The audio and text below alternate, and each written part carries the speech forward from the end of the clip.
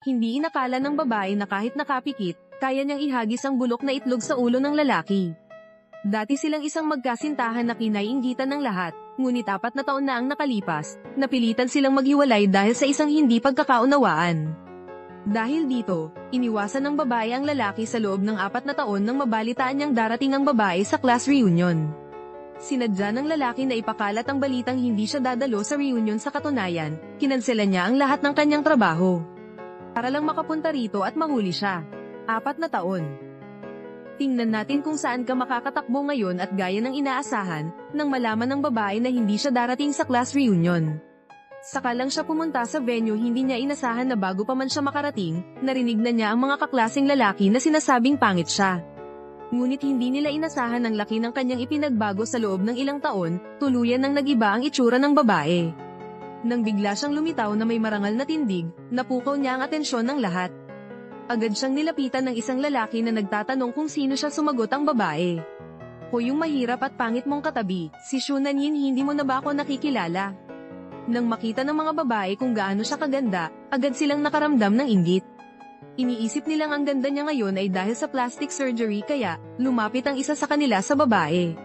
At paimbabaw na nagtanong, "Para maging ganyan ang itsura mo, siguro'y marami kang pinagdaan ng hirap, no? Miner, hindi pa kompleto ang lahat at hindi pa nagsisimula ang salo-salo. Bakit pagbukas pa lang ng bibig mo, kung ano-anong basura ang lumalabas? Sige na, panasan mo muna yung bibig mo." Sa sandaling iyon, biglang dumating ang lalaki. Agad niyang nakuha ang atensyon ng lahat ng babae sa murang edad. Siya na ang namamahala sa isang listed na kumpanya. Lahat ng mga babae roon ay gustong makapag-asawa ng mayaman, ngunit hindi man lang sila tinapunan ng tingin ng lalaki. Malinaw ang kanyang pakay ngayong araw. Hinding-hindi niya hahayaan na makatakas ang babae. Hindi rin inasahan ng babae na magpapakita siya rito. Bagamat gusto na niyang umalis, kung bigla siyang aalis ngayon, magmumukha siyang taunan, kaya't binaliwala na lang niya ang lalaki. Ngunit tinanggihan ng lalaki ang lahat ng lumalapit sa kanya at diretsyong umupo sa harap ng babae. Dahil dito, halos mabaliw sa selos ang babaeng kanina pa gustong mapalapit sa kanya. Kaya lumapit siya at nagkunwaring inosente sa harap ng lalaki, sinasabing malaki ang ipinagbago ng itsura ng babae dahil sa retoke. Kaya baka hindi na niya ito makilala, ngunit mas matalas ang dila ng lalaki. "Hindi ba't si Xu Nanyin yan? Bulag ka kahit dilat ang mga mata mo, huwag mo akong idamay. Oy, nagpapahayag lang naman ako ng saloobin. Ang laki na kasi ng ipinagbago ni Nanyin. Ikaw, wala kang pinagbago, Pei Xiao. Sinasabi mo bang bata pa rin ako tulad noong nag-aaral pa tayo? Ang tinutukoy ko ay ang IQ mo. Ganoon pa rin ka, baba? Oy, Pei Xiao, bakit mo naman siya binibiro ng ganyan? Bakit hindi ka tumatawa? Talaga bang hindi ka palatawa?" Tumawa ka. Ayaw nang makipagtalo ng babae, kaya tumalikod siya at pumunta sa banyo para manahimik, at tinawagan ng kanyang best friend. Sinabi niya rito na nakita niya ang gagawang lalaki nang marinig ito ng best friend niya. Agad siyang sinabing susunduan na siya. Hindi niya inasahan na sinundan pala siya ng lalaki hanggang sa banyo. Direkta siyang tinanong nito kung bakit siya umalis. 4 na taon na ang nakalipas nang walang palem. Ngunit sinabi ng babae, "Hindi tayo bagay. Ying Ying, huwag mo nang sabihin yan. Sa tingin ko, bagay na bagay tayong dalawa. Baka hindi mo naintindihan ang sinabi ko. Ang ibig kong sabihin, paanong magiging karapat-dapat ang isang pipet sa isang phoenix? Ako ang pipet. Mabutit alam mo." Sa sandaling iyon, tumawag ang kanyang best friend. Nang makita ng lalaki ang pangalang Bao sa screen, agad siyang nakaramdam ng selos at tinanong kung sino ang tumatawag. Walang pag-aalinlangang sinabi ng babae na asawa niya iyon, tumatawag para pauwiin siya para magpasuso ng bata. Hindi talaga naniwala ang lalaki na iibig siya sa iba, at agad na itinuro na wala man lang siyang suot na singsing pangkasal. Sakto namang dumating ang kanyang best friend. Dahil narinig niya ang kanilang pag-uusap sa telepono, agad niyang pinakiusapan ng isang kaibigan na magpanggap na asawa niya. Para maniwala ang lalaki, sinadya ng babae na sabihin sa kaibigan, "Hubby, salamat sa paghihintay. Nasa likod lang kami ni Tian. Anong relasyon ninyong dalawa? Magsalita ka, siya ba yung gagawang yun? Buti na lang, handa ako. Bilisan mo, suntukin mo na."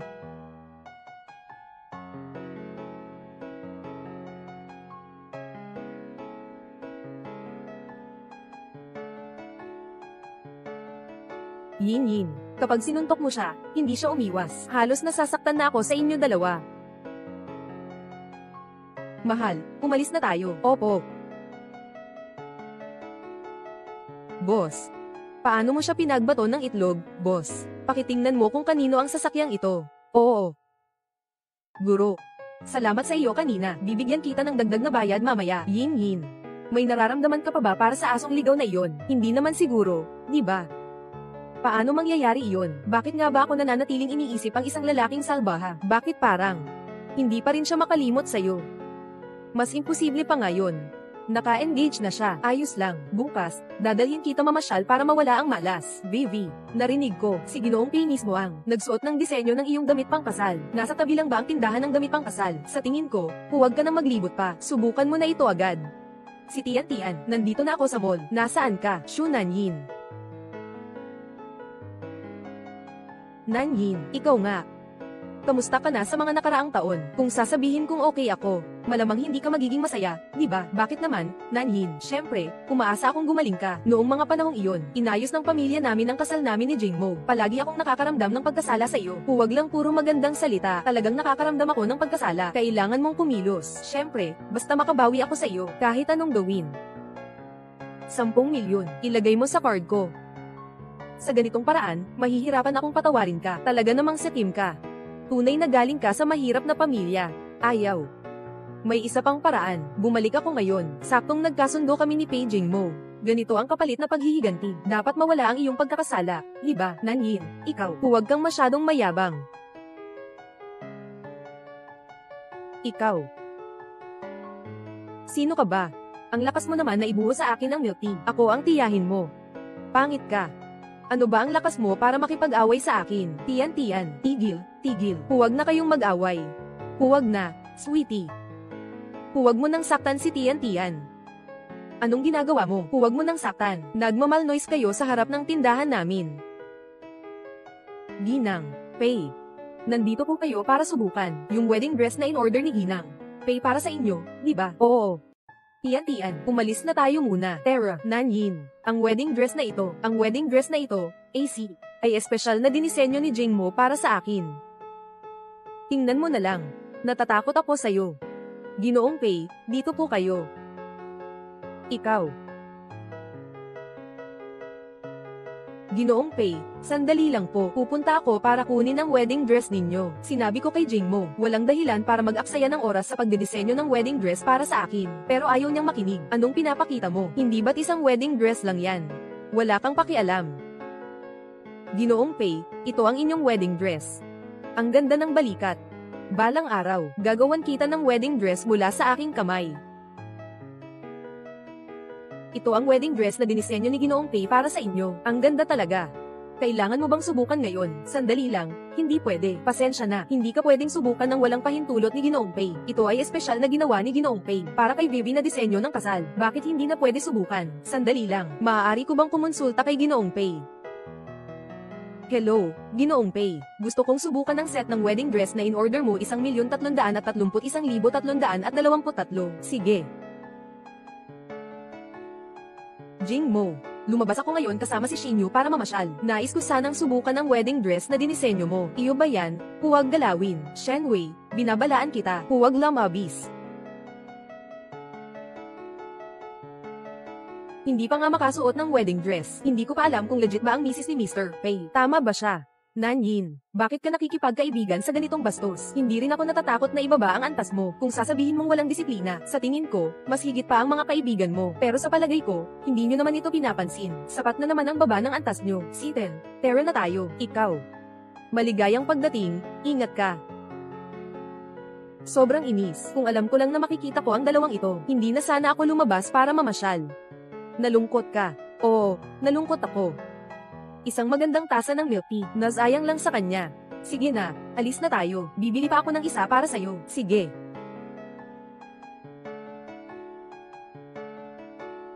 Hoy. Bakit hindi ka nagpapasuso ng bata sa bahay? Ano ko sa'yo, hindi naman ako anak mo. Pero kailangan mo pa ring tawagin akong tatay. Pero syempre, hindi ko rin alintana kung mag-aalaga tayo ng isa pa. Paging mo, kasal na ako. Huwag mo na akong istorbohin.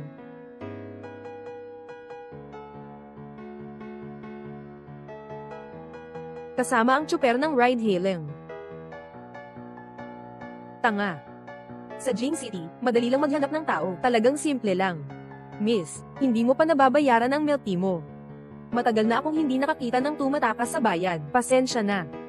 Paano kung ganito na lang, halikan mo ako. Ako na ang magbabayad para sa'yo, hindi na kailangan, tapos na tayo. Tapos lang naman. Wala na namang ibang usapan. Tama ba ang sinasabi ko? Lumayo ka. Hindi ako lalayo, basta't nandito ako sa lungsod, huhulihin kita.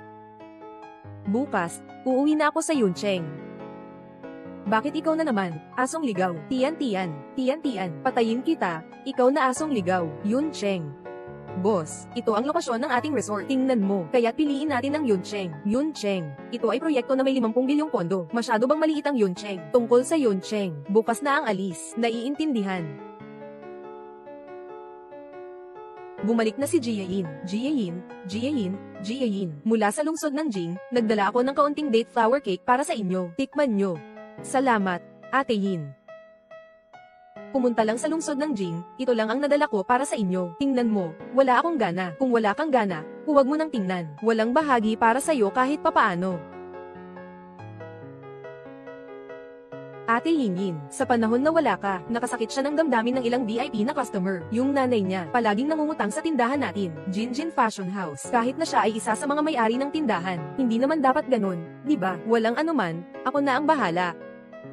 Ate Yin, tingnan mo, sa maliit nating syudad na ito, ay gagawa na ng resort. Kailangang makuha ko ang damit na ito ngayon. Tingnan ko kung sino ang magtutuloy na hingi ng pera ko. Anong ibig mong sabihin? Ang anak ko ay isa sa mga shareholder dito. Tita, kahit na si Jiang siya ay isa sa mga may-ari ng tindahan, kapag kumuha siya ng damit sa tindahan, kailangan pa rin niyang magbayad. Iyan ang patakaran. Anong patakaran yan? Ang Jin Yifang ay pag-aari ng ate ko. Ikaw ang dayuhan dito. Okay, ngayong araw, kukunin ko lahat ng damit na ito. Tingnan ko kung sino ang magtatangkang hadlangan ako.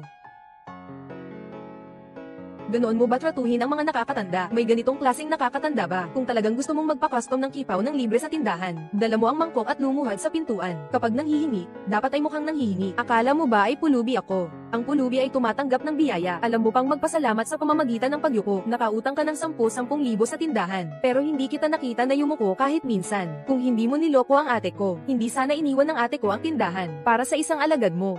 Isa kang manloloko. Iniwan sa akin ng guro ang Jin Yifang. Mayroong puti at itim na papel, ang kontrata bilang ebidensya. At saka, habang buhay ang guro, ako ang tumulong sa pamamahala ng Jin Yifang. Walang kahit kititing na tulong ang iyong anak na babae. Ang pagbibigay niya sa inyo ng 20% na bahagi ay talagang labis na kabutihan. Anong kontrata? Pinaglalaruan mo ba ako gamit ang puting papel na ito? Tigilan mo.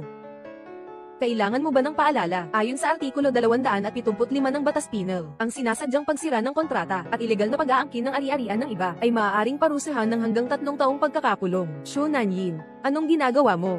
Anong mali kung utangin ng nanay ko? Ganito lang kalaki ang pera. Kailangan mo pa ba? Sige.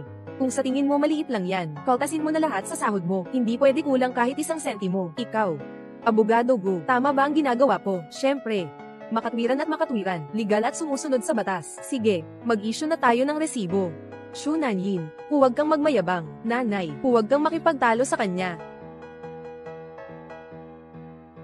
Salamat sa iyo ngayon, Attorney Gu. Walang anuman, magkaibigan tayo. Bakit ka nandito sa tindahan ko ngayon?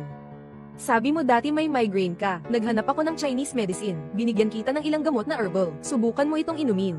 Hindi ko inakala na naaalala mo pa. Salamat. Jin Yifang. Ayos naman. Babalik ako para bisitahin ka. Isasabay kita. Hindi na kailangan. Bakit tayo mag-aalanganan?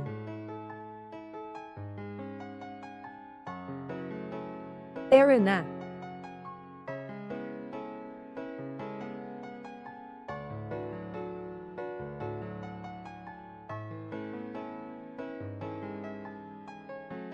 Hindi ka talaga nawawala. Kung hindi ako babalik, ikakabit na sa akin ang pagiging niloloko. Sino siya? Hindi. Anong kinalaman mo dyan? Magkakilala ba tayo? Hindi ako. Lumabas ka na. Huwag mo akong istorbohin. Lumabas ka. Lumabas. Lumabas ka. Kumusta? Ang bago kong kapitbahay. Paging mo. Bakit ka nasa tapat ko? Kakao pa lang. Ngayon, mas malapit na tayo.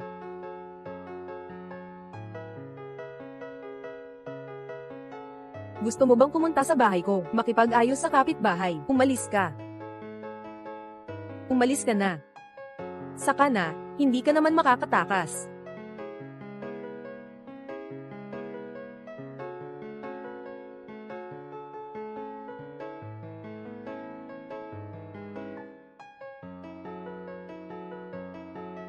Hindi ko na kaya.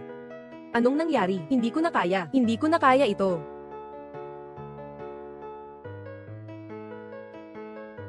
Anong sinisipa mo dyan? Nagmamadali akong magbayad ng buwis.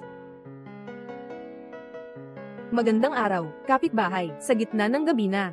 Maaari ba kayong magpigil ng kaunti? Magpigil ng kaunti? Ano? Naiinggit ba kayo? 10 segundo lang ang natitira. Ano ang dapat ipagselos?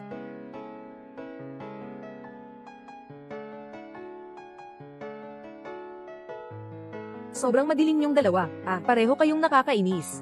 Tatanungin ko kayong dalawa, anong ibig sabihin nyo? Ang ibig kong sabihin ay, pwede ba kayong huwag magkalat sa gitna ng gabi? Nakakagambala kayo sa iba. Asawa, ang masamang tao na ito. Sabi niya may sakit ka. Sino ang may sakit?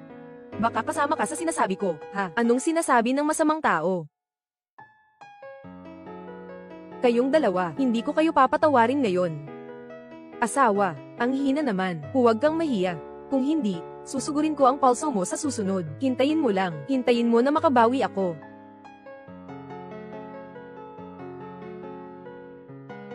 Hindi mo ako pinayagang maligo sa bahay mo. Hindi ka ba pwedeng maligo sa sarili mong bahay? Sira ang heater ng tubig. Bukod pa rito, dahil sa'yo nadumihan ang damit ko.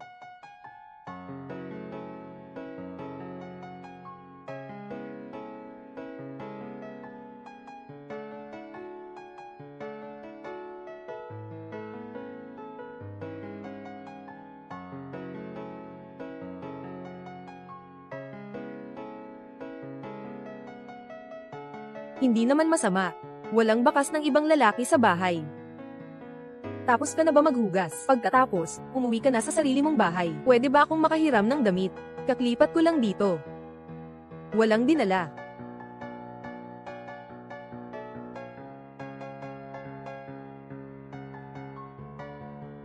Pagkatapos magpalit, dali na tayong umalis.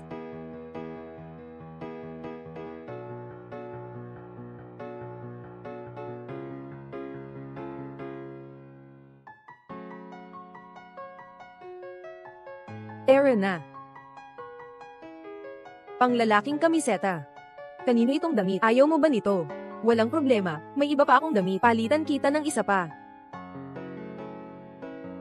Huwag mo akong sadyang inisin. Alam mo naman, kapag galit ako, madali akong makapahirap sa iba. Kapag galit ako, madali akong makapahirap sa iba.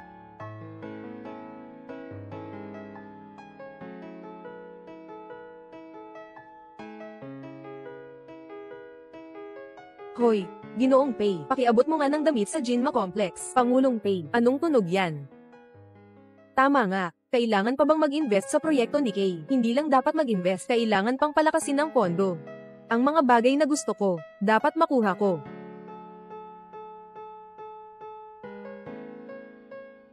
Alam ba ng fiancé mo na ganito ka? Sa kalaliman ng gabi, nasa bahay ng ibang babae, nagmamahalan at naliligo. Alam niya, pero wala namang pakialam. Hindi ka ba natatakot na mawala siya? Anong epekto sa akin kung mawawala siya? Matagal na kaming naghiwalay sa kasunduan. Pareho ka pa ring walang kwenta, puro kang kalokohan. Kung ayaw mong maniwala, tumawag ka at itanong mo. Ang password mo ay ang kaarawan mo, hindi ito nagbago. Hindi mahalaga kung tinapos mo na ang kasunduan mo sa kanya. Hindi ako sasama sa'yo. Umalis ka na. Lumabas ka na rito. Hindi ikaw. Lumabas. Lola.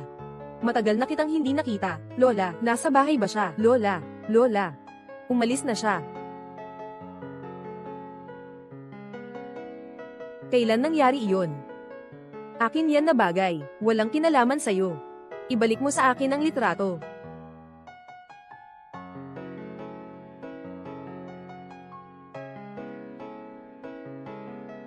Umalis ka na.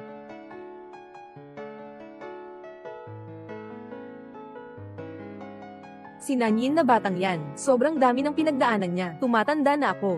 Natatakot akong wala nang mag-aalaga sa kanya sa hinaharap. Lola, huwag kang mag-alala. Nandito ako, hindi ko hahayaang maranasan ni Nanyin ang kahit kaunting paghihirap. Anong pinag-uusapan nyo? Sinabi ko sa Lola na pagkatapos naming magpakasal, maglalakbay kami sa buong mundo.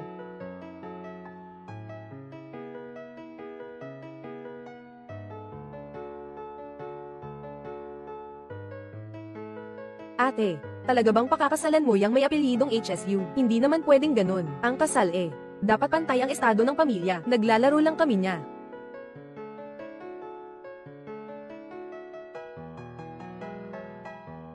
Lola, huwag kang mag-alala. Hindi na ako magiging tanga tulad noon.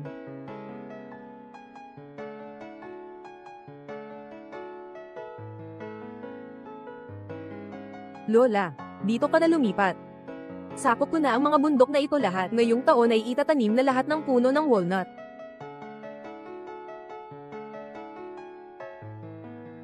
Lola, huwag kang mag-alala. Sisiguraduhin kong aalagaan ko ng mabuti si Nanyin.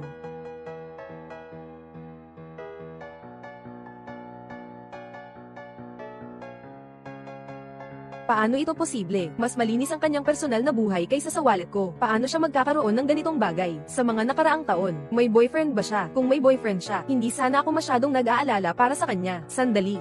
Hindi ba si Gukiao iyon? Matagal na niyang gustong ligawan si Inhin, pero hindi naman siya pumayag. Ang tinutukoy mo ba yung lalaking nakasuot at may salamin? Sinasabi mo ba yan sa akin? Hindi mo naman yan, peke, di ba?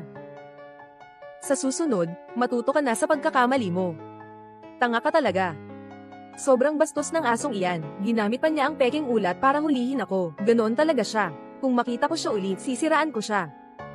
Sige na, tiyan-tiyan, tapos na tayo.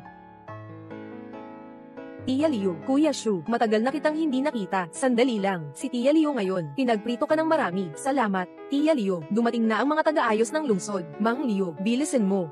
Tara na, Tia Liu. Ay, ang sakit ng paa ko. Tia Liu, ayos ka lang ba? Kuya Shu, pakiusap, tulungan mo akong paandarin ng kotse. Dali, dali.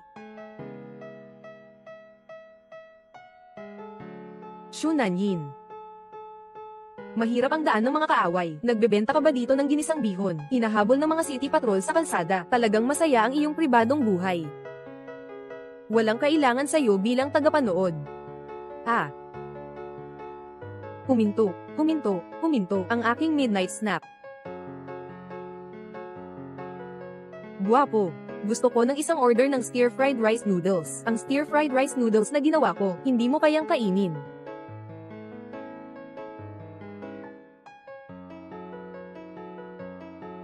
Kain na. Hindi ako kakain. Kung gusto mo, kainin mo na. Masarap ba? Sakto lang. Ang katawan mo, palaging mas tapat kaysa sa bibig mo. Medyo, Tita Leo. Salamat sa iyo. Sobrang salamat sa iyo. Walang anuman, Tia Leo, karapatan mo yan. Tama nga pala, kumusta na ang paa mo? Ayos lang, huwag kang mag-alala, tatakbo na ako. Hinain mo ng malinis. Parang gusto mo na lang umalis. Isusken ko ang iyong payment code. Sige. Ayon sa aking oras-oras na sahod, 500,000. Bakit hindi ka nang hold up? Walang ganong kailangan. Ang pera sa bangko, hindi sigurado na mas marami kaysa sa pera sa account ko. Gusto mo ba ng 30 love? Sige. Idagdag mo ako sa WeChat para mag-transfer. Na-transfer na. Boss, bakit ka nandito? Nagdagdag ako sa WeChat ni Shu Nanyin. Isang WeChat lang, hindi ba madali?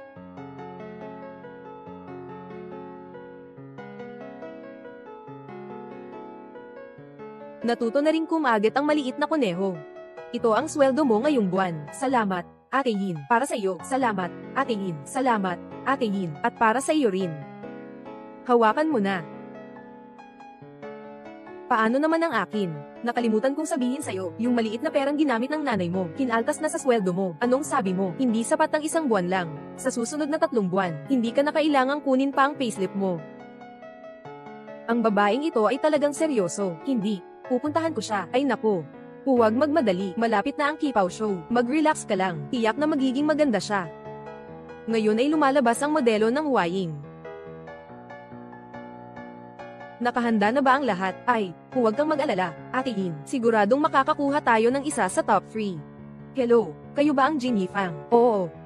Nasaan ang mga modelo ninyo para sa fashion show? Hindi ba't dumating na sila? Wala akong nakitang tao. Magsisimula na ang fashion show. Kailangang makapasok sa loob ng 10 minuto. Kung hindi, mawawala ang karapatan sa show na ito. Mabilis na kumpirmahin. Opo.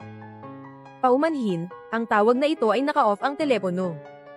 Anong gagawin? Naka-off ang telepono. Ang modelo para sa fashion show na ito, si Jiang siya ba ang responsable? Oo. Naka-off ang numerong tinawagan mo. Pero hindi rin niya masagot ang telepono.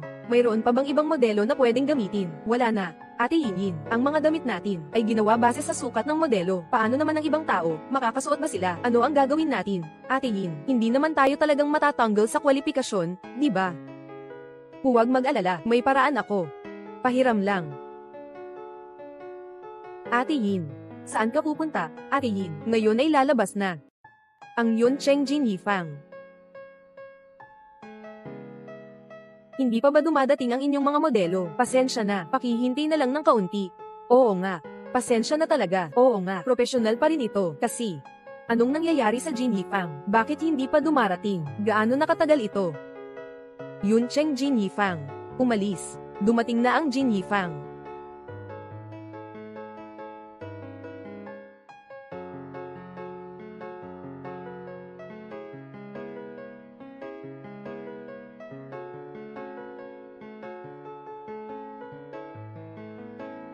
Anong tindahan ito? Ang ganda ng modelong ito. Oo nga, hindi ko pa siya nakita dati. Ang ganda ng katawan niya. Ito ang may-ari ng aming Jin Yifang, si Xu Nanyin, isang magandang babae, at siya pa rin ang may-ari. Ang ganda ng katawan niya. Oo nga. Sobrang bagay sa kanya ito. Kailangan nga talagang asawa ko siya. Maganda rin ito. Narinig ko na dati ang tungkol sa Jin Yifang. Hindi ko inakala na ang ganda pala ng may-ari, hindi ba? Ayos. Ang galing ah. Magaling ah.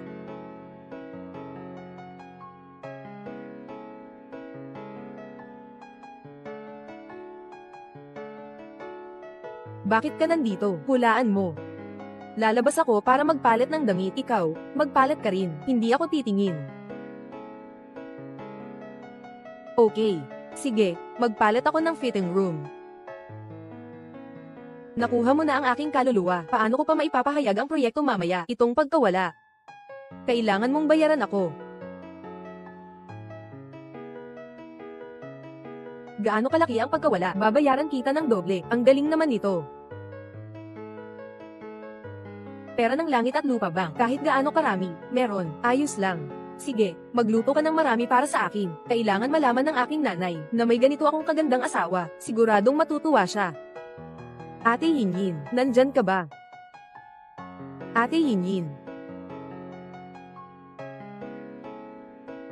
Kanino to relo? Ganito para hindi ka mahuli. Anong tunog yun?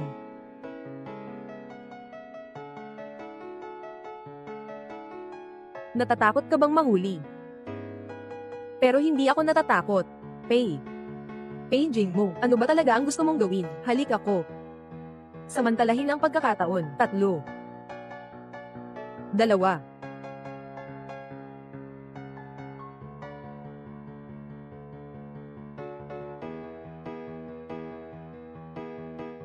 Ang ilog ay dumadaloy patungong silangan. Ang mga bituin sa langit ay sumusunod sa Big Dipper. Kuigwo. Durugin mo ang kanyang bibig.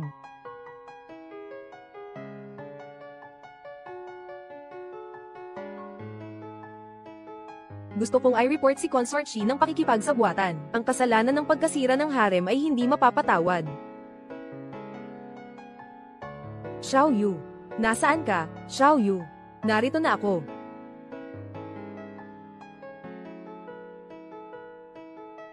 Wala nang tao ngayon. Sige, tuloy. Nabaliw ka na ba? May mga mahalagang bagay pa akong kailangang gawin. Tama rin. Mahaba ang oras ko. Papalampasin kita muna. Umalis na tayo. Ate Yinyin, bakit nandito ka? Kakausapin kita kanina. Ako. Anong nangyari sa labi mo? Nag-atake ng aso. Ibigay mo. Ate Yinyin, ang galing mo ngayon. Hindi ko inakala na bagay sa'yo ang Cheongsam na yon. Hindi ka professional model pero nang ahas kang magporma sa entablado at hindi ka natakot na mapahiya ang Jin Yifang. Napahiya ba ako? Tama. Ganito ang estilo ni Sister Yinyin. Mas maganda pa kaysa sa mga profesional na modelo.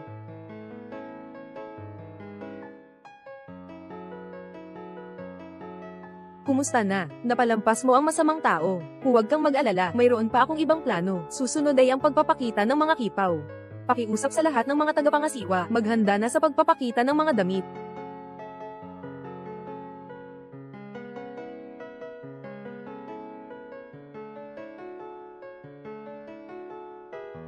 Tingnan natin kung paano ka makakapasok ngayon. Ang unang ipapakita ay ang Yuncheng Jin Yifang.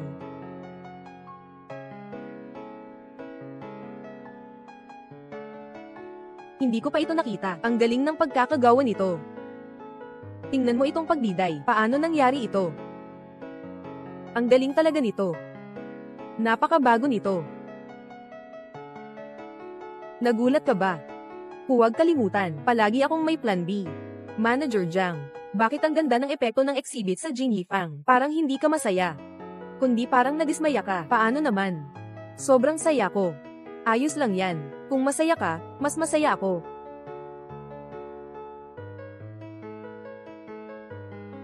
Sasha, nakuha mo ba si Shunanin na masama? Wala bang kahihiyan na itsura? Nanay, ano bang sinasabi mo? Ikaw.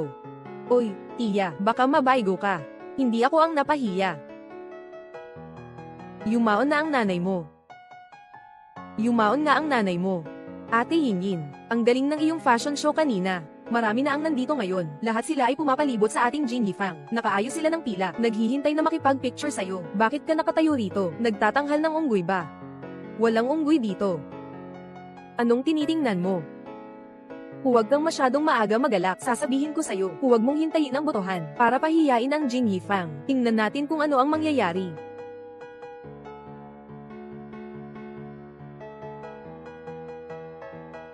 Susunod ay ang bahagi ng pagboto. Pakiabot po sa mga hurado ang rosas na hawak ninyo para iboto sa inyong paboritong tagapangasiwa. Ate Yinyin, sigurado tayong makakapasok sa top 3. Baka nga makuha pa natin ang unang pwesto.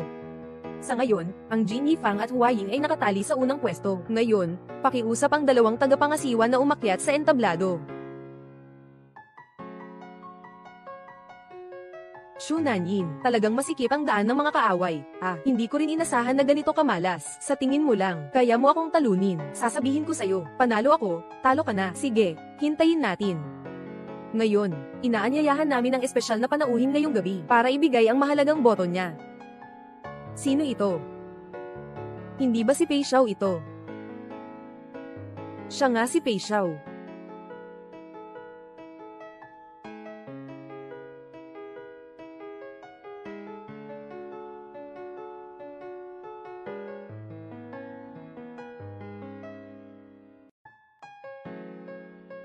Sa ngayon, pantay ang lakas ng dalawang tindahan.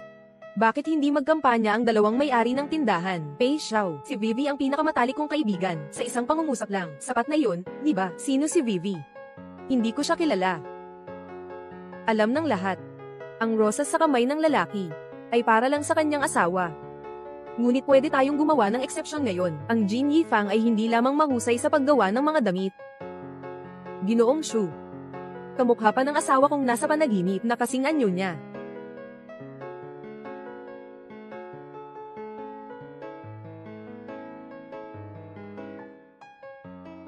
Ipinahayag ko na ang nagwagi sa kasalukuyang Kipaw Exhibition ay ang Jin Yifang. Jin Yifang, napakabuti.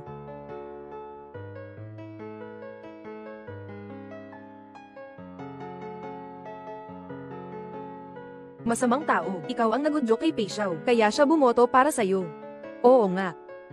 Talagang walang hiya, nang aakit ng ibang tao na kasal na. Ngayon, ako ang papalit kay Weiwei, para bigyan ka ng leksyon. Ikaw, mapanlin lang na babae. Su Xinyu, kung susubukan mong galawin si Shu Nanyin, gagawin kong hindi na makabangon ang pamilya Su. Sige, timbangin mo ang sarili mo.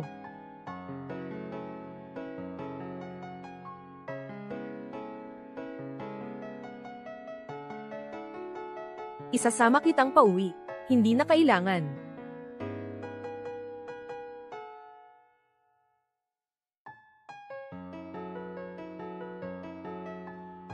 Magandang gabi, asawa. Inihanda ko para sa'yo ang paborito mong prutas. Sino ang asawa mo?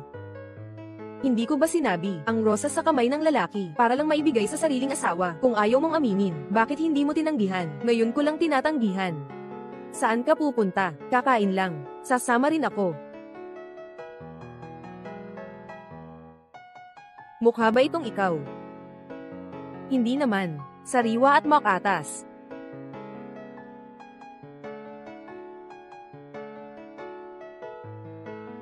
Tingnan mo ito. Parang ikaw ba?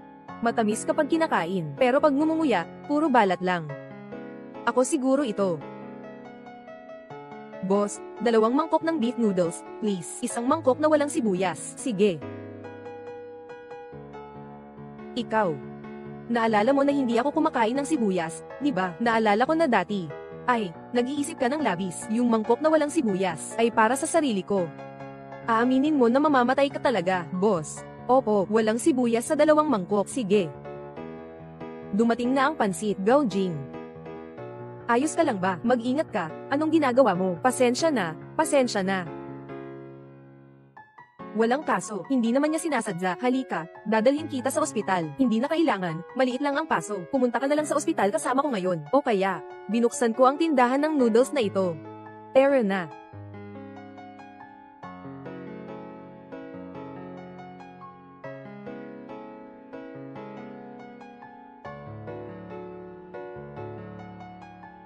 Itong sofa. Bakit parang pamilyar? Dapat nga pamilyar. Dito sa sofa na ito, marami tayong alaala ang naiwan.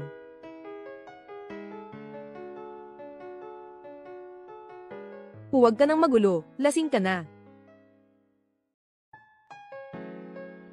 Bakit mo ito inilipat sa Cloud City?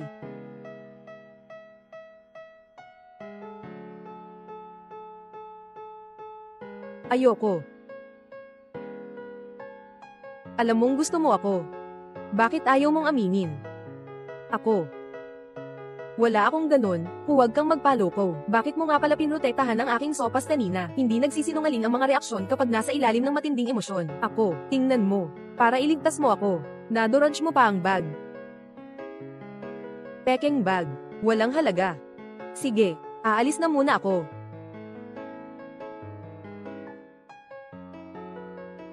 Ate Hingin, kakatanggap mo lang ng isang malaking bungkos ng mga bagay. Ano ba ito? Ate Hingin, sino ba ang ganito kaheneroso? Siguro umaabot ito ng 10-10 milyon. Ikaw ang nagpadala nito, bilang pasasalamat ko sa iyo. Ayoko kunin.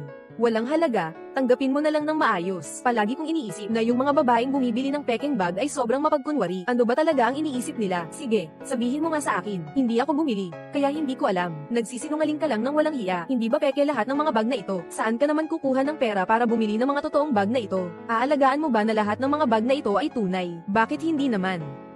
Kung hindi totoo ang mga bag na ito, umalis ka na sa Jin Yifang. Sige ba? Kung totoo naman ang mga bag na ito, umalis ka sa Jin Yifang, at kailangan mo pang magbaligtad at sampelan ang sarili mo. Sige. Anong pinag-uusapan? Ang saya naman dito, Ate Wang. Ay, ang daming bag. Lahat ng ito ay mga peke, mukhang nakakatakot, di ba? Peke. Ginoong Jiang, nagbibiro ka ba sa akin? Itong bag na ito ay yung hindi ko nakuha sa loob ng 6 na buwan. Itong Hermes na gawa sa balat ng buwaya. Kailangan bang VIP na kliyente para makabili nito? At ang diamond na bag na ito, gusto ko na itong bilhin noong nakaraang taon, pero sold out na ito sa loob ng bansa. Xiao Shu, pwede mo ba akong tulungan na ibenta ito sa mataas na presyo? Ate Wang, hindi akin ang mga bag na ito, iniwan lang ito ng kaibigan ko dito. Sige na. Ay. Dapat bang umalis na? O dapat bang mag-inat at sampelan ang sarili? Sino ang nagsabing natalo ako? Siya ang unang nagsabi sa akin na ang mga bag na ito ay kanya. Kaya akala ko peke ang mga ito. Hindi ko kailanman sinabi. Akin ang mga bag na ito. At ang taya natin ay kung totoo ang mga bag na ito. Hindi kung akin ba ang mga bag na ito. Ano ba naman kung ganoon? Sasabihin ko sa'yo, ako ay isang shareholder. Walang sino man ang papayag ang iwan ko ang Jin Yifang. Akala mo ba aasa lang ako sa isang pastahan para payagang umalis ka sa Jin Yifang?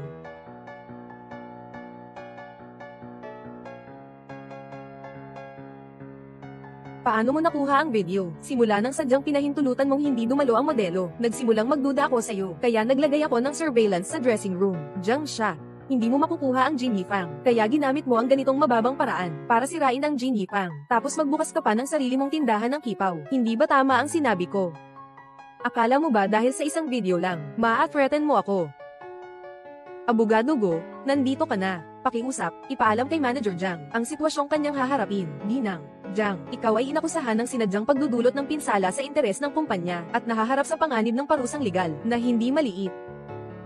1,000,000. Ibigay mo ang iyong bahagi. Hindi ko na itutuloy ang usaping ito. 1,000,000.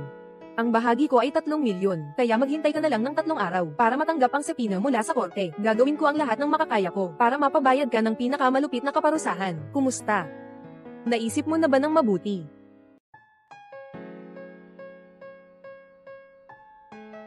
Hindi na ako gagawa.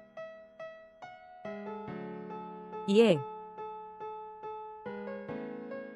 Kumusta? Magaling akong magpanggap, di ba? Karapat-dapat ka. Sabay tayong kakain. Ako ang bahala. Sige, tara na. Anong kinakain mo?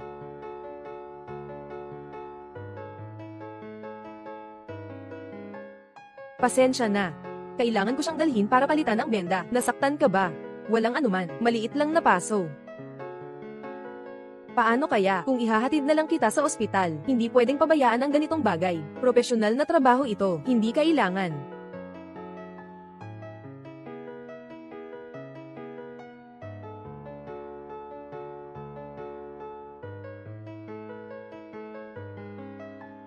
Pagdating sa pagprotekta sa kanya, mas profesional ako kaysa sa iyo. Yung taong may apelyidong Go, pagtingin mo lang, hindi siya mabuting tao. Huwag kang papaniwala sa kanya. Mabuti ba siya? Mas malinaw sa puso ko kaysa sayo. Mas matagal mo siyang kilala, pero mas naiintindihan ko ang mga lalaki kaysa sayo. Tiyak na may masamang intensyon siya sayo. May mabuting intensyon ka ba sa akin? Ako. Tiyak na wala akong masamang intensyon sayo. Tawa. Hoy, Nanyin, may sakit ako. Nasaan ka? Pupunta ako sa'yo ngayon. Tiyan, manatili ka muna sa bahay namin sa mga araw na ito. Aalagaan kita. Nanyin. Uhaw ako. Ibibigay ko sa'yo ang tubig. Talagang iniingatan mo siya. May sakit siya. Siya ang pangunahing inaalagaan ko. Ang ganda ng treto sa pasyente. Hindi naging matagumpay, maging patay.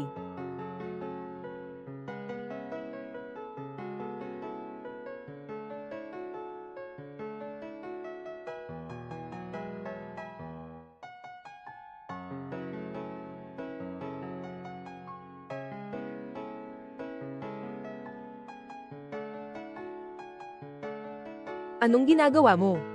Ako. May lagnat ako. Nahawa ako sa kaibigan mo. Dapat kang managot sa akin.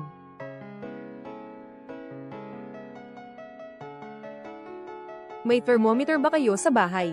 Wala. Kukunin ko.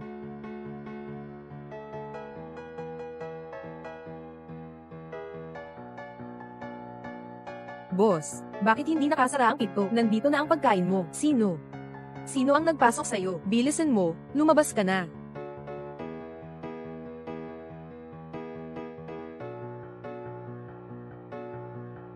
Paging mo. Sukatin ang temperatura. Okay.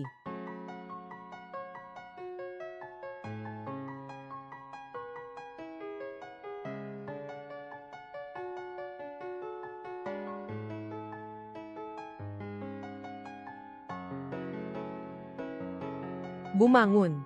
Magpapaantay lang ako. Ganito ang itsura ko ngayon. Anong maibigay ko sa'yo? 39.3 degrees. Bumangon. Paano nasunog ng ganito? Dali, pumunta tayo sa ospital. Kung hindi, lalala pa ang kondisyon mo mamaya. Hindi na kailangan. Lalala ang kondisyon. Pupunta na lang ako kay Lola. Saka hindi mo naman ako pinapansin. Yin, nagugutom na ako. Nasaan si Huang? Naaksidente siya. Seryoso ba? Ayos lang, may bahagyang concussion. Pinahinga ko siya ng ilang araw. Ano ang gusto mong kainin? Gusto kong kumain ng pinakain sa akin ng nanay ko, mga dumpling na may baboy at repolyo. Sige.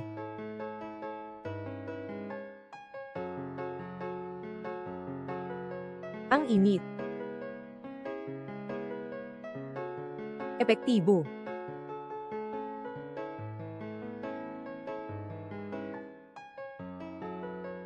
Dali na. Walang masyadong gawain sa mga araw na ito. Huwag ka nang pumunta. Kunin mo lahat ng pagkain sa refrigerator. Dali. Sige, sige, sige.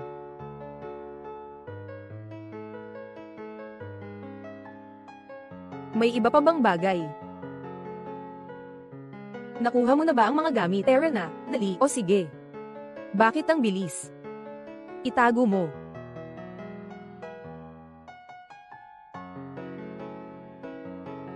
Anong ginagawa mo? Ano ang dala mo? Giniling na karne at repolyo. Gagawan ako ni Inyi ng mga dumpling na may baboy at repolyo. Nandoon ang kusina. Tara.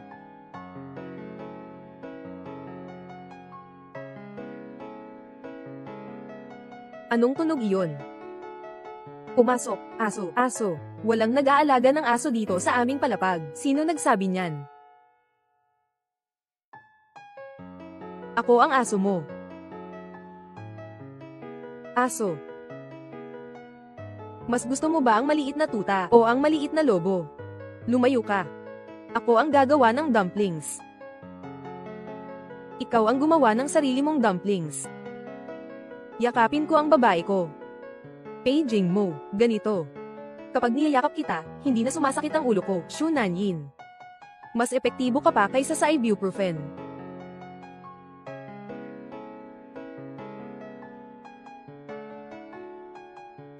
Masarap ba?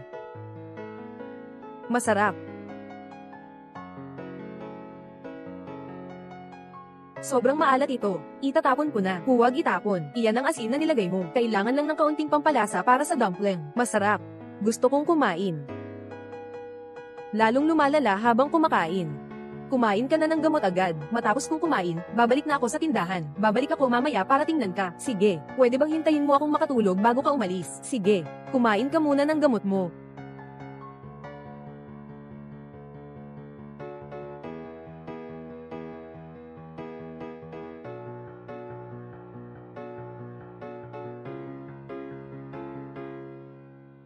Ito na si Paging Mo. Dahan-dahan, dahan-dahan. Ang gwapo niya. Talagang siya ang campus heartthrob. Sino kaya ang magiging girlfriend niya? Oo nga. Sobrang gwapo talaga.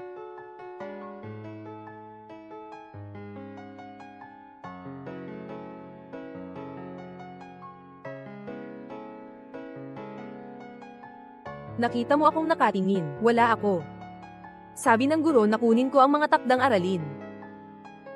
Paano kung hindi ko alam isulat? Turuan mo ako. Ha?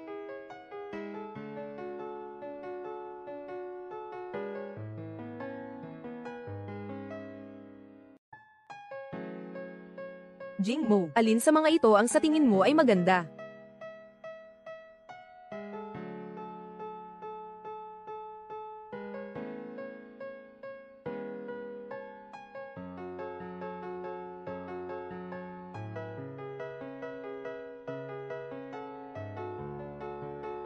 Ang password ay ang kaarawan mo, hindi ito nagbago.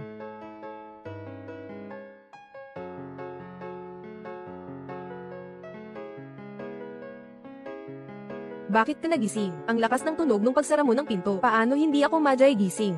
Ayos lang, alam mo pa kung paano pumasok. Hindi ka naman masyadong tanga. Kukunin ko lang ang cellphone.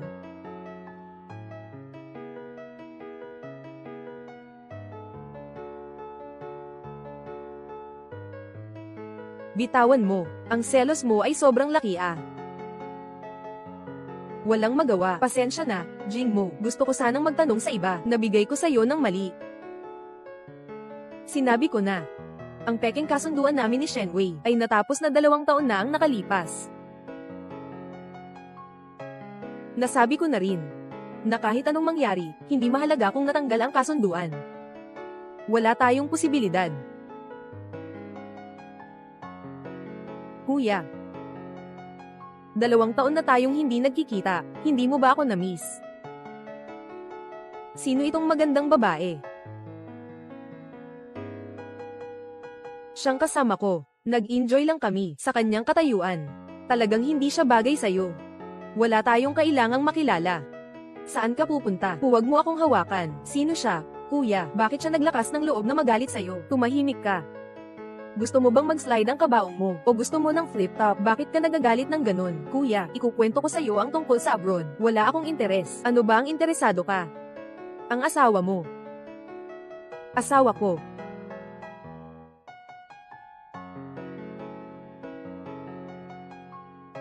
Asawa.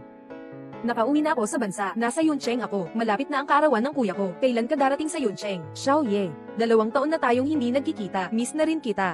Sa mga nakaraang araw, dapat makarating tayo sa Yun City. Sige, hihintayin kita. Tama, Xiaoye. Kamusta ang paligid ni Jingmo nitong mga nakaraang araw? May iba pa bang babae? Ate, huwag kang mag-alala. Kahit meron pa nga. Hindi ka pa rin niya matatalo. Ikaw lang ang nasa puso ng kuya ko. Sige, Palem, ate. May kasintahan na ang kuya ko. Payo ko sa'yo, mag-ingat ka sa sarili mo.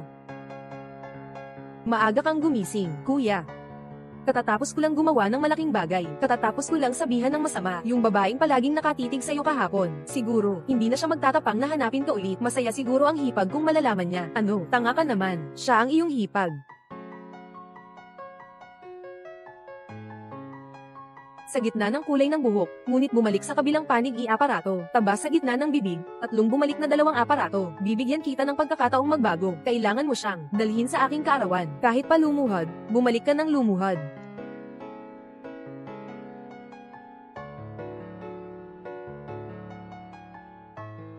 Ate Yinyin, may tao sa ibaba na nagsabing may hinahanap sa'yo. Kumusta? Kumusta? Kumusta? Ate Yin, may masama nang nangyari. May nangyari sa kuya ko. Ikaw. Tara na. Kaarawan ni Pei Xiao ngayon. Ganito kalaking selebrasyon. Narinig ko, marami ang nagmula pa sa kabisera. Oo nga, bakit kailangang sa Yun City gaganapin? Kung gusto mo ako, manatili ka na lang. Hipag. Kung hindi, siguradong papatayin ako ng kuya ko. Bunsong asawa. Shu Nanyin. Bakit ka nandito? Ate Vivi. Kailan kayo ikakasal ni Pei Xiao? Hindi ko pa nga maisip kung gaano kasaganya ang kasal nyo. Malapit na siguro, hindi mo alam eh. Si Pei Xiao, siya mismo ang nagdisenyo kay Vivi ng kanyang wedding gown. Sabi ng biyenan ko, sa susunod na buwan, ibibigay niya sa akin ang pamanang jade ng pamilya Pei. Nanyin, bakit ganyan ka nakasuot tapos pumunta ka na? Gusto mo ba hanapan kita ng damit para magpalit ka? Vivi, bakit mo naman ginagawa yan? Ang mahirap na tao. Kahit ano ang suot, mukha pa rin mahirap. Huwag na nating sirain ang iyong best idea. Huwag mong sabihin yan. Si Nanyin ay kaklase ni Jingmo, di ba? Anong masama sa pagiging kaklase? Ikaw pa naman ang kasintahan ni Jingmo. Hindi naman basta-basta ang tao. Kaya niyang makapasok sa mataas na lipunan. Ano bang ibig sabihin ng mataas na lipunan? Nasa sosyalistang bansa kayo. Anong klaseng paghahati-hati ng uri? Ikaw. Binalaan kita. Ngayon ang kaarawan ni Pei Xiao. Si Weiwei ang tunay na may-ari dito. Sinasabi ko sa'yo, kung may alam ka sa iyong sarili, umalis ka na agad. Sino ang nag-utos sa'yo na magkalat ng maling impormasyon?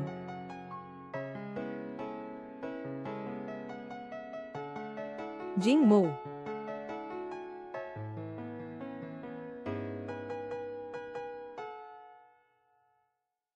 Nanyin.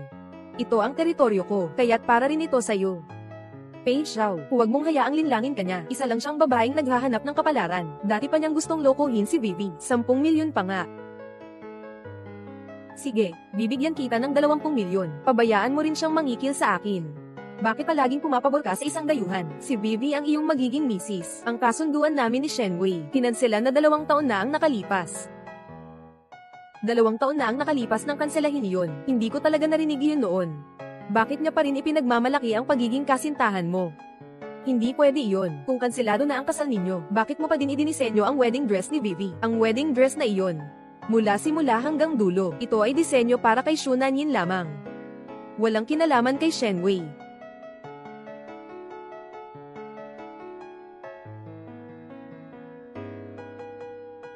Jingmo. Paano mo nasabi iyon? May anak na tayo.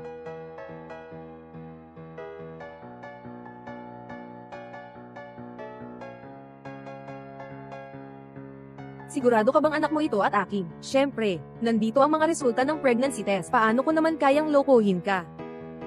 Hindi pa nga tayo natutulog sa kama, tapos nagbuntis ka na. May ganun ba akong kakayahan? Papasusuhin kang magbuntis ng malayo, o kaya ay hermaphrodite ka, pagbubuntis sa sarili. 2 buwan na ang nakalipas. Kumain tayo ng magkasama. Nainom ka ng sobra. Jingmo, walang problema. Hindi mo kailangang managot, kaya kung alagaan ang sarili ko. Hinto, Wei. Linawin mo ang sasabihin mo. 2 buwan na ang nakalipas. Sabay tayong kumain noon, pero may iba pang kasama sa mesa. Isang normal na business dinner lang iyon. Uminom ako noon. Pero umuwi ako sa sarili kong kwarto. Paano naman? Ikaw ang naging higan ko, na natulog sa akin. Mukhang nakalimutan mo na. Paging mo, sobrang walang konsensya ka na. Shen Wei, tatanungin kita ulit sa huli. Ang bata ba ay akin?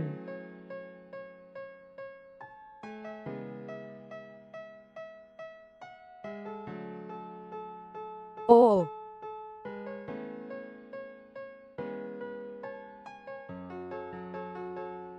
Noong panahong iyon, nasa ilalim ako ng iyo. Narinig ko. Alam mo ang aking ugali, nagsisinungaling siya.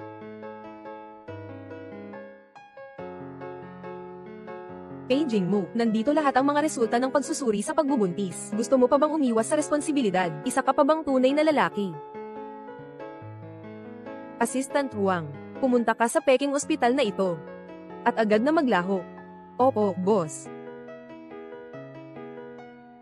Ang asawa ko, si Paging mo, ay iisa lamang, si Xu Nanyin. Ang magiging ina ng mga anak ko sa hinaharap at siya lamang. Paging mo, ako ang tanging napili ng iyong ama na magiging manugang. Gusto mo ba talaga ang tatay ko? E di magpakasal ka sa kanya, ikaw. Kung hindi, titigil ako sa lahat ng pakikipagtulungan sa Shen. Pasensya na, ang sinasabi ko, humingi ka ng tawad sa asawa ko. Bakit ako ang maghihingi ng tawad sa kanya? Ano ba ang nagawa kong mali?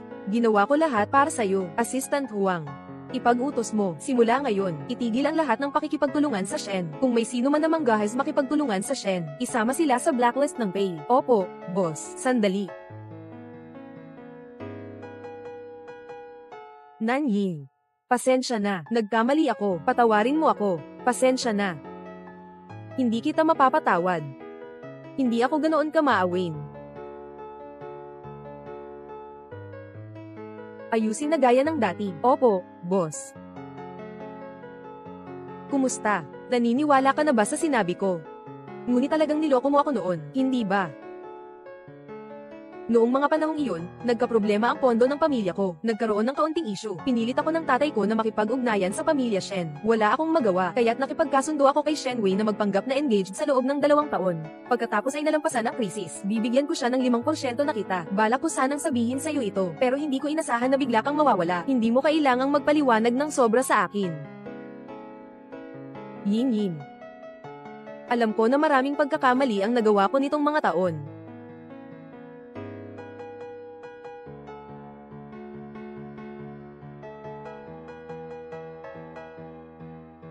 Pero maaari mo bang bigyan ako ng isa pang pagkakataon? Sa loob ng 4 na taon, ang mga pinagdaraanan mo, hayaan mong ituwid ko ang mga iyon sa natitirang buhay ko, okay ba?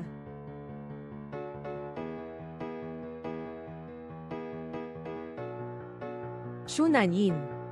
Gusto mo bang pakasalan ako? HMM.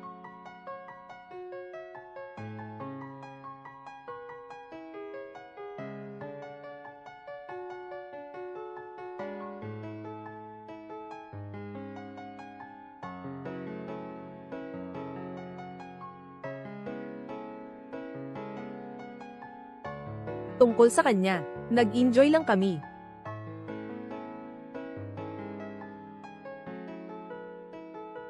Nakalimutan mo. 4 na taon na ang nakalipas. Nangyari na sa akin na nag-propose ka. Pero hindi ako magiging hanggal tulad ng 4 na taon na ang nakalipas. Nanyin.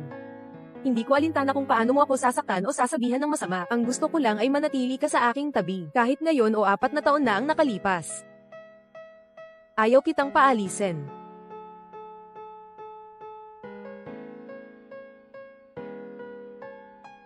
Nandito ka lang kapag hindi mo ako maiiwan. Nasaan ka kapag kailangan kita?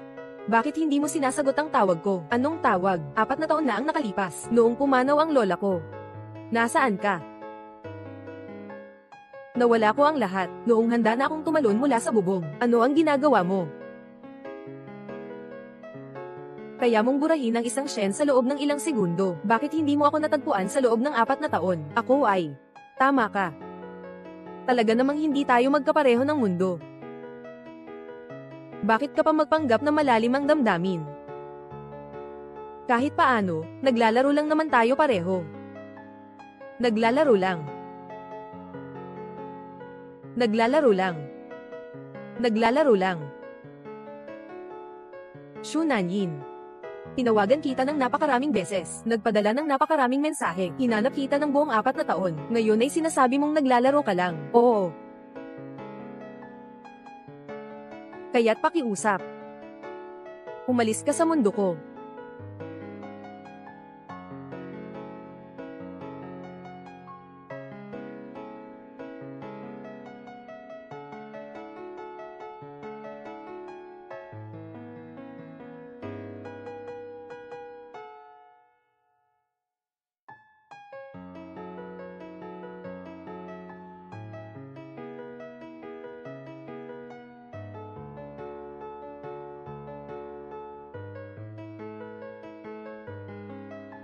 Tulungan mo akong ibalik ang datos mula 4 na taon na ang nakalipas. Ikaw pa, may mukha ka pang pumunta dito. Nakalimutan mo ba na sinigawan mo ako noong nakaraang beses? 50,000 yuan ang pumasok sa Alipay.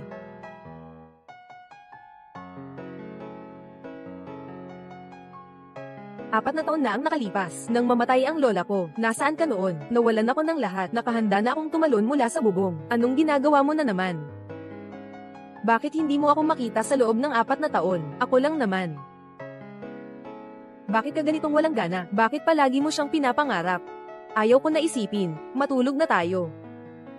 Marami na akong tawag sa'yo, marami na akong text na pinadala, hinahanap kita ng 4 na taon. Sinasabi mo ngayon na nilalaro mo lang ako. Hoy, Xiaoyu, nasaan ang dati kong lumang cellphone? Sige, alam ko na, malapit nang maubos ang baterya ng cellphone ko, mawawala na. Boss, yung lumang cellphone mo, naibalik ko na ang impormasyon ng data. Ito ay na-installa ng Trojan na programa para sa pagsubok.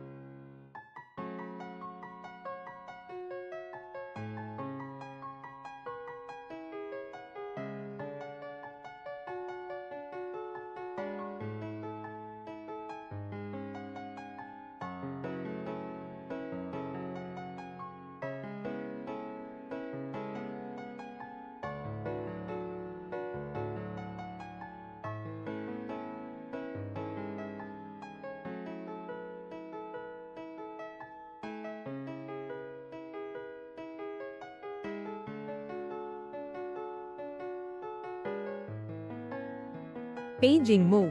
Talaga bang engaged ka na kay Shen Wei? Yin, pasensya na. Kailangan kong magpanggap na ikakasal sa pamilya Shen. At saka, maaaring makapagsalita ako ng mga salitang makakasakit sa'yo. Tungkol sa kasal na ito, dapat ito ay pantay-pantay ang estado. Ako at siya, panglibang lang ito. May nagre-record. Ganito lang. Kaya ko lang ikaw maprotektahan. Mahal kong Nanyin. Jing Mo. Nasaan ka ba talaga? Bakit hindi mo sinasagot ang tawag ko? Sagot mo ang telepono. Jing Mo. Pumanaw na si Lola. Ikaw na lang ang natira sa akin ngayon. Huwag mo akong iwan. Pakiusap.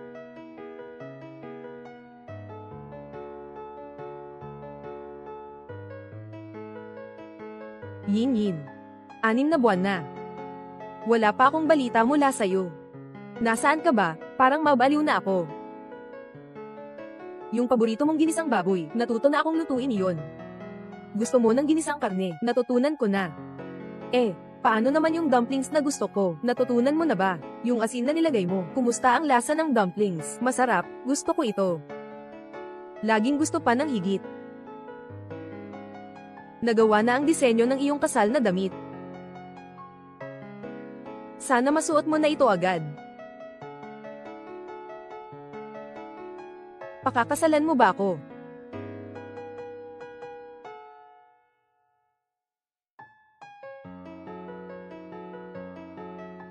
Bago kita pinakasalan, inihanda ko na ang bahay na ito. Hihintayin kita dito ng walang hanggan. Hihintayin kita. Hihintayin kitang bumalik sa ating bahay. Ang unang 1,500 araw mula nang umalis ka. Pagtitipon ng mga kaklase, sabi nila darating ka. Yin. Darating ka ba? Sige na, paano kung nandyan ka nga? Yin. Miss na miss kita. Miss mo ba ako? Oo. Araw-araw, kahit sa panaginip, iniisip kita.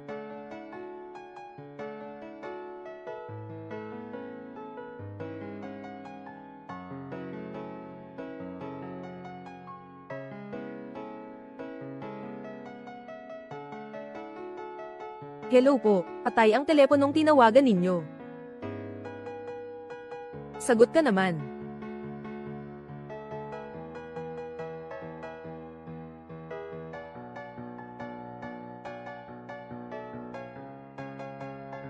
Nasaan ka?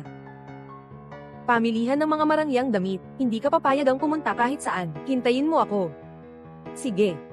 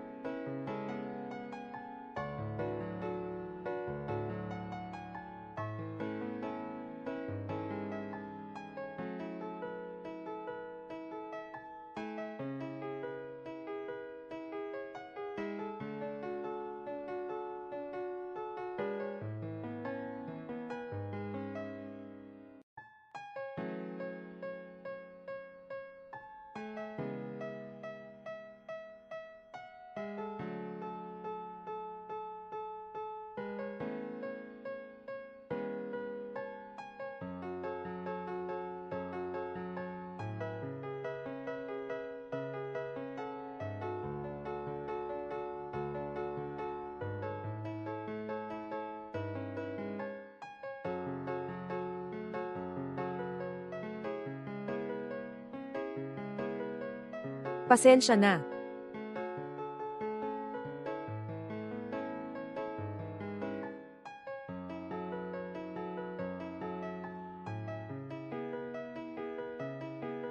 Hinto. Bakit ka nagmamadali? Nagnakaw ng household register. Gusto mo akong bigyan ng desisyon na walang paunang abiso. Pakakasalan ng babaeng walang uri. Siya ang aking babae. Bakit hindi mo pakakasalan ang anak ng pamilya Shen? Kailangan mo pang pakasalan ang babaeng walang katayuan. Nabaliw ka na ba? Nakalimutan kong sabihin sa iyo, na bankrupt na ang pamilya Shen. Wala na silang halaga. Anong sinasabi mo? Ang pamilya Pei at pamilya Shen ay magkaibigan na matagal na. Paano mo nagawa to? Pinagtitripan nila ang asawa ko. Swerte na nga nila to. Pei Jingmo. Sasabihin ko sa'yo, para sa mga pamilyang tulad namin na nag-aasawa, dapat pantay ang katayuan ng pamilya, maliban kay Shen Wei. Huwag mong isipin na magpapakasal ka sa iba. Sapat na ba ang pantay na katayuan para maging masaya? Gusto mo pa bang sundan ng anak mo ang aming lumang landas? Ano naman kung ganoon? Hanggat ako pa rin ang ulo ng pamilya Pei, hindi ko papayagan ng ibang babae na pumasok sa bahay. Pei Machuan. Simula nang akuin ko ang Pei Corporation, tumaas ang taunang kita ng mahigit 20%. Ano ang gusto mong sabihin? Gusto ko lang ipaalam sa iyo ang isang katotohanan. Ngayon, ako na ang may hawak ng Pei Corporation. Gusto kong gagawin ko. Sino man ang gusto kong pakasalan, siya ang pakakasalan ko. Huwag mong isipin na hindi ko alam kung ano ang ginawa mo kay Nanyin, anak na Suwail. Ako ang tatay mo. Kahit gaano ka pa kagaling, anak ka pa rin ko. Huwag kang magpanggap sa akin. Ikaw. Ayoko nang maging anak mo. Ikaw. Putulin na natin ang relasyon bilang ama at anak. Ano ang sabi mo? Huwag mong akalain na hindi ko alam na ilang babae na ang pinangangalagaan mo sa labas. Ilang anak ang nanganak mo. Nagawa mo ba ang tungkulin ng isang ama at asawa? Ang tanging kahulugan mo sa akin ay maging halimbawa ng kabaligtaran. Palaging paalala sa akin na huwag maging katulad ng ganitong lalaki. Sige. Ang pakpak mo ba ay tumigas na?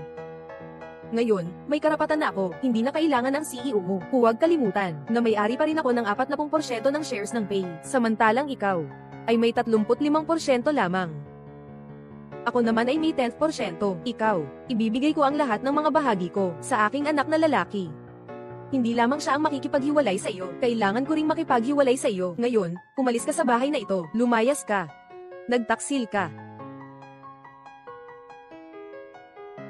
Anak, ang asawa ng anak ng nanay na ito. Tinatanggap ko na siya. Mabilis ka na.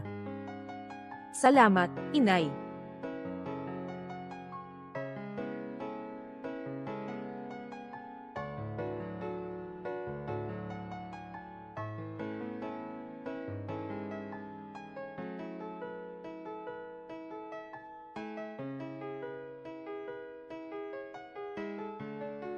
Dapat malinaw sa'yo ang iyong pagkatao. Si Jing Mo ay nilalaro ka lang. Akala mo ba totoong pakakasalan ka niya? Tandaan mo, hindi kailanman papayagan ng pamilya Pei na pumasok ang isang babae tulad mo.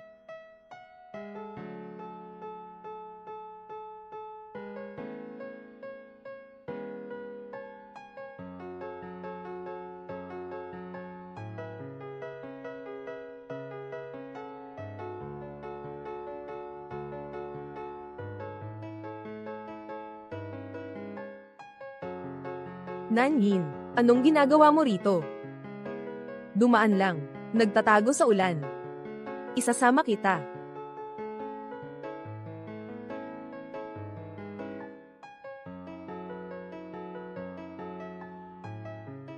Kahapon ng gabi, nag-message sa akin si Lin Tian sa WeChat. Sabi niya, kung gusto kita, dapat matapang akong hawakan ka. Dapat naabutan na kita. Nanyin, sa totoo lang, natatakot akong sabihin ito. Hindi nga tayo maging magkaibigan. Pero pakiramdam ko, kung hindi ko sasabihin ngayon, wala na rin siguro akong pagkakataon sa hinaharap. Nanyin, gusto mo bang isaalang-alang ako? Ako. Shu Nanyin. Subukan mong isaalang-alang siya.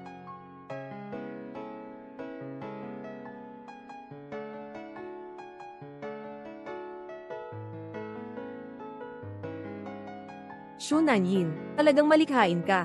Magpakasal tayo at kumuha ng marriage certificate kasama mo pa ang iyong mga tagahanga. Balak mo bang mag-alaga ng isa sa labas para magtamasa ng kaligayahan sa pamilya, di ba? Sige na nga.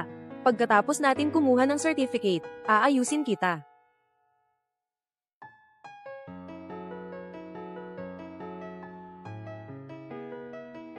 Abogado Gu, ayaw mo rin siguro na mabasa si Shu Nanyin sa ulan, di ba?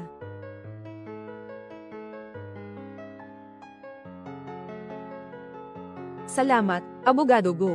Pag nagpakasal na kami at nagkaroon ng salo-salo, sisiguraduhin naming maupo ka sa pangunahing mesa. Tara. Nanyin. Mahalaga ang pagkuha ng marriage certificate. Naisip mo na ba ng mabuti? Hindi ko ito para sa sarili ko. Talagang nag-aalala ko para sa'yo. Medyo mapanlin lang ka. Ikaw. Abogado Go. Alam ko ang kahalagahan ng pagpaparehistro ng kasal, at sigurado ako. Salamat sa iyong pag-aalala, pero mahal ko lang si Pei Jing Mo, at patuloy ko siyang mamahalin.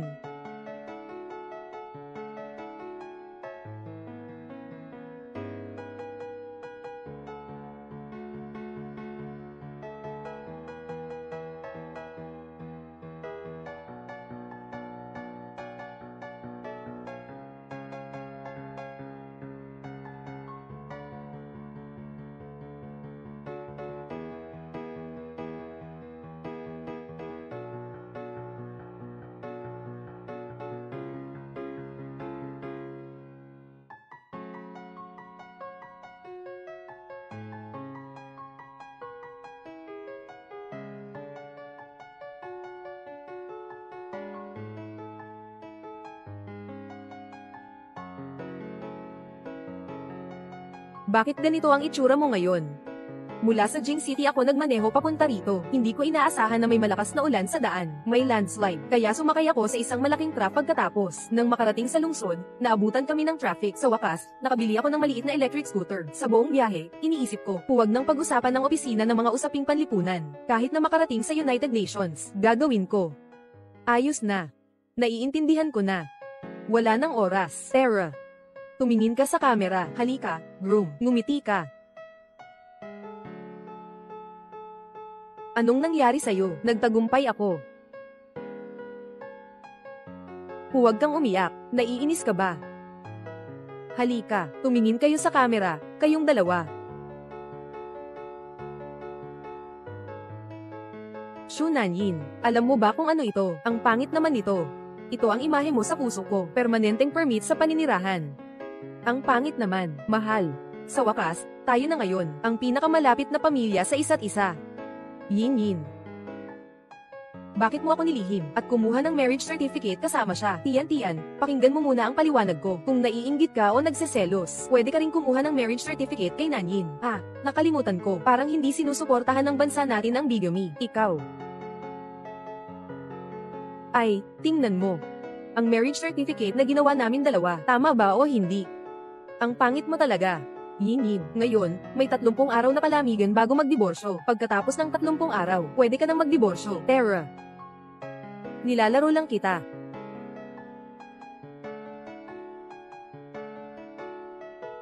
Para sa'yo.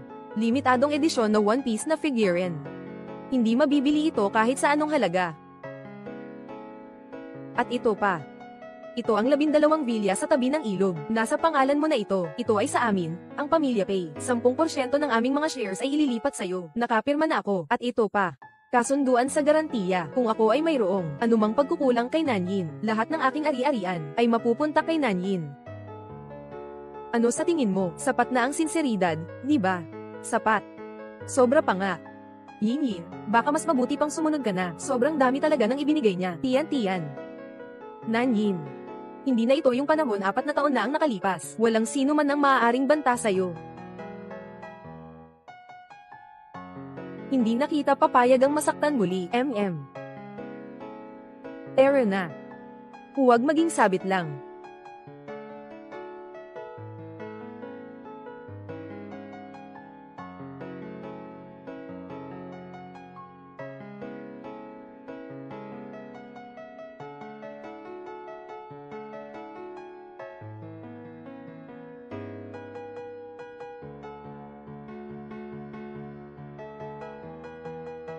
Kumusta? Maganda ba?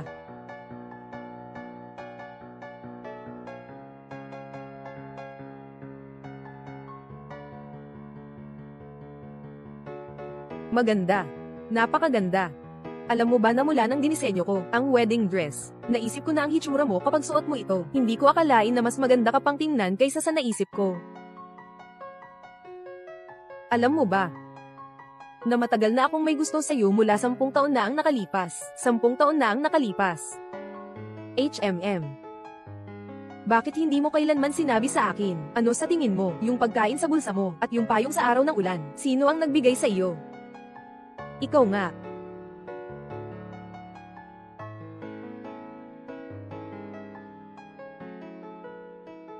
Shu Nanyin. Sa wakas, natupad na ang aking hangarin.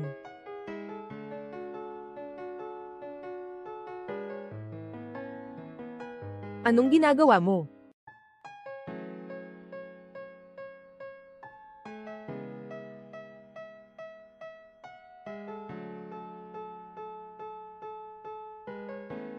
Paging mo. Ito ay isang tindahan ng mga damit pangkasal. Kontrolin mo ang sarili mo. Ano naman kung ganoon? Ito ang aking tindahan ng damit pangkasal. Sarado kami ngayon. Opo, boss. Naiintindihan ko na. Anong ginagawa mo? Bakit mo nasabi? Nasa VIP room tayo. O fitting room ba ito? Uuwi na tayo. Uuwi. Titingnan ko ang VIP room. Maluwang. Ayos ba? Uuwi na tayo. Mahal. Sige na. Uuwi na tayo.